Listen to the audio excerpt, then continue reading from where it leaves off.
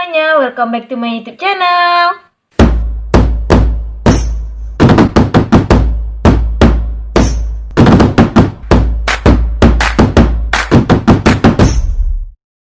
Di video kali ini kita akan membahas suatu kasus yang berhubungan dengan penyimpangan sosial. Kasus-kasus tersebut bersumber dari Tempo.com dan Kompas.com. Judul kasusnya itu kriminalitas meningkat selama masa pandemi COVID-19. Dan sebelumnya aku akan membacakan terlebih dahulu kasus beritanya, jadi langsung aku bacain. Kepolisian Daerah Metropolitan Jakarta Raya membentuk tim khusus untuk menekan angka kriminalitas yang terus meningkat selama masa pandemi virus corona.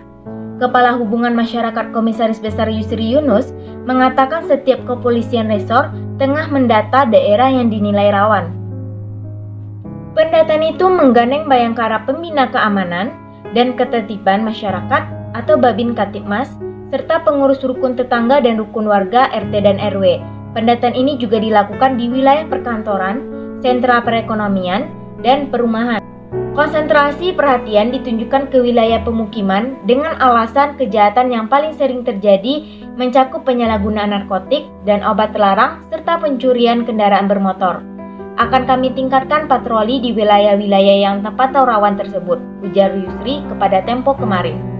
Markas Besar Kepolisian Republik Indonesia mencatat angka kriminalitas terus meningkat tahun ini. Kasus kejahatan semakin tinggi sejak Indonesia dilanda wabah corona pada Maret lalu. Angka kriminalitas sempat turun 3,06% pada pekan ke-31, tapi kemudian naik lagi, ujar Biro Penerangan Masyarakat Brigadir Jenderal Awi Setyono. Peningkatan terakhir terjadi pada akhir bulan lalu yaitu 4,49%. Menurut data Polri, tren kejahatan bergeser-geser. Pada awal masa pandemi Maret lalu, pencurian supermarket dan minimarket serta kejahatan jalanan mendominasi. Belakangan pencurian kendaraan bermotor menjadi lebih tinggi. Tapi dari semua, kasus penyalahgunaan narkoba tetap tertinggi, ujarnya. Pada April lalu, Polda Metro Jaya sempat menerjunkan tim untuk menekan angka kriminalitas di ibu kota. Direktur Reserse Kriminal Umum Komisaris Besar Suyudi Aryoseto mengatakan, penjahat memanfaatkan kelengahan petugas dan masyarakat yang sibuk menghadapi penggebuk. Saat itu tim dibentuk setelah Kementerian Hukum dan HAM memutuskan melepas 38.822 narapidana sebagai bentuk pencegahan virus corona di seluruh penjara di Indonesia. Sejak pembebasan massal tersebut, kepolisian mencatat peningkatan angka kriminalitas sebesar 11,80% dari pekan ke-15 hingga pekan ke-16. Nah, sekarang aku akan memberikan tanggapan mengenai kasus yang sudah aku bacakan tadi. Menurutku ada alasan yang menyebabkan kriminalitas itu meningkat selama masa pandemi COVID-19. Yang pertama, selama masa pandemi COVID-19 ini diterapkannya PSBB di sejumlah wilayah yang menyebabkan banyak orang yang kehilangan pekerjaan dan juga membuat aktivitas berkurang di kalangan masyarakat, sehingga banyak pekerjaan yang dilakukan di rumah.